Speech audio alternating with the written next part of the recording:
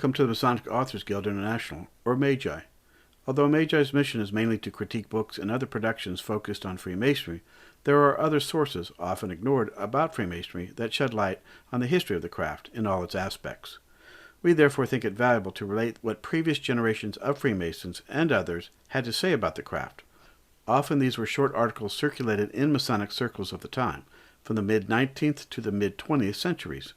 These brief papers raised questions as well as opinions about Freemasonry, many of which were never taken up by Masonic historians. Due to the lapse of time and the brevity of these ideas, thoughts, and questions, most were forgotten, yet remained of interest within the history of Freemasonry. Therefore, MAGI is pleased to present this series of short podcasts that revive past generations' understanding of the craft during their lifetime. Brent Morris has master's degrees in mathematics and computer science and a doctorate in mathematics. He has 2 patents for computer designs and has been invited to lecture at over 100 universities on the mathematics of card shuffling. He became a Master Mason in 1971 and was invited to join Quarter Coronati Lodge number 2076 in 1991 and served as its first American Worshipful Master in 2007-2008. He founded the Scottish Rite Research Society in 1991, was the first editor of Heredom, its annual transactions, and was managing editor of the Scottish Rite Journal from 2005 to 2021. He belongs to many Masonic appendant bodies and claims to be past everything but redemption. He will be reading one of his many important Masonic papers. This one is titled George Washington and the Semicolon. It was first delivered at the George Washington Masonic National Memorial, Alexandria, Virginia, during the 2020 George Washington Birthday Gala. Many of you may know that my formal academic training is in mathematics. And I want to put your mind at ease. I am not going to talk about mathematics tonight. And I have good news. I'm going to talk about punctuation and grammar. More specifically, how punctuation affected George Washington's reputation. We celebrate George Washington because he was the father of our country and was perhaps the most famous Freemason in the world, but certainly in the United States. Brother Washington's accomplishments are legion and probably known to all of you. In civic affairs, George Washington was the commander-in-chief of the Continental Army and defeated the greatest military force of his day. He surrendered his military commission to Congress, affirming the principle of civilian control of our military.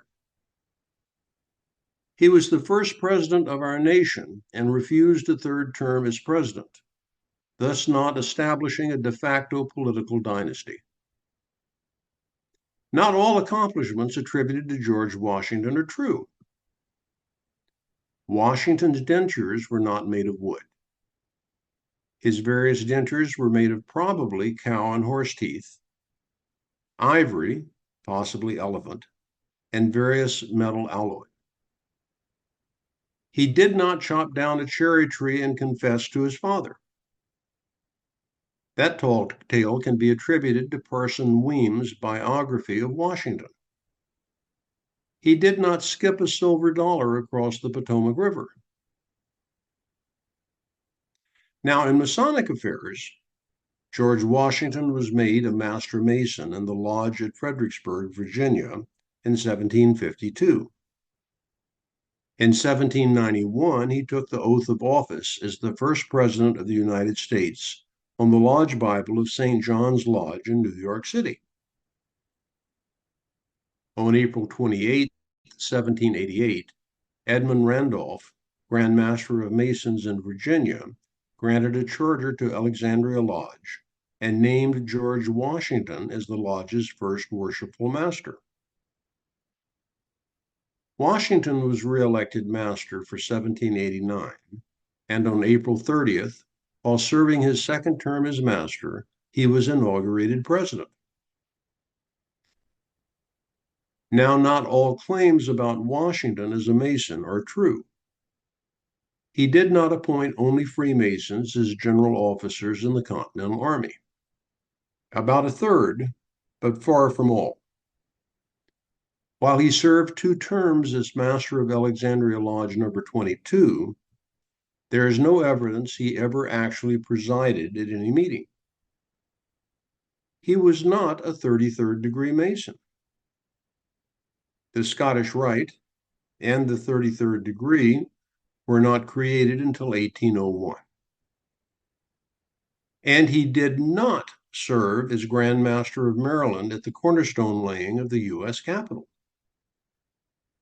It is this latter claim that brings up the issue of punctuation, specifically the semicolon. The first known printed semicolon appeared in 1494, and the English author, Ben Jonson, was the first writer to use the semicolon systematically. It is often avoided by writers today because they're not quite sure when to use it. The only known description of the 1793 cornerstone ceremony at the U.S. Capitol was printed in the Columbian Mirror and Alexandria Gazette for September 25th, 1793. The article has a detailed listing of the order of procession. At the front of the parade was the surveying department of the city of Washington. They were followed by Mayor and Corporation of Georgetown.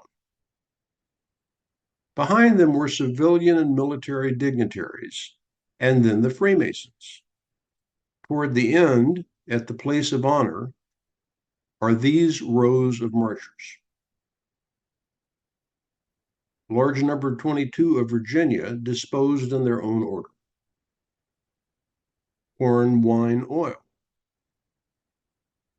Grand Master P.T. George Washington, semicolon, Worshipful Master number 22, Virginia. Grand Sword Bearer. What could be clearer than this? Grand Master P.T. George Washington was marching next to W.M. number 22, Virginia. Surely this eyewitness account must establish George Washington as Grand Master pro tempore that day. If you rely only on the order of the procession, that is the inescapable conclusion. And this is what many Masonic enthusiasts did, being more eager than thorough. Reading the detailed description of the ceremony, however, you will find this passage. The Grand Sword Bearer of Maryland led the van, followed by the Grand Master P.T. on the left, the President of the United States in the center, and the Worshipful Master of number 22, Virginia, on the right. The culprit is a missing semicolon in the order of procession. The line should have read, Grand Master P.T., semicolon, George Washington, W.M. number 22, Virginia. Thus, another legend about George Washington is put to rest, the victim of careful reading and proper punctuation. Fortunately, this does nothing to diminish Washington's reputation as a man, a leader, or a Freemason. That reputation will stand the test of time. Let me close by asking you to consider two sentences. First, let's eat grandma. Second, with added punctuation, let's eat, comma, grandma. Be careful with your punctuation. It can save lives. This podcast is for educational purposes and perhaps entertainment. While the Masonic Authors Guild International provides the most accurate information possible, listeners use the information at their own risk. This podcast and its contents are MAGI's properties, as are all the opinions and information it presents. Robert L.D. Cooper's, Mark A. Tabert's, and any other speakers' views and opinions within the podcast do not represent nor speak for Freemasonry, any Masonic organization, their former or current employers in any way, shape, or form. MAGI, Cooper, or Tabert will not compensate you in any way whatsoever if you ever happen to suffer an inconvenience due to the information herein contained.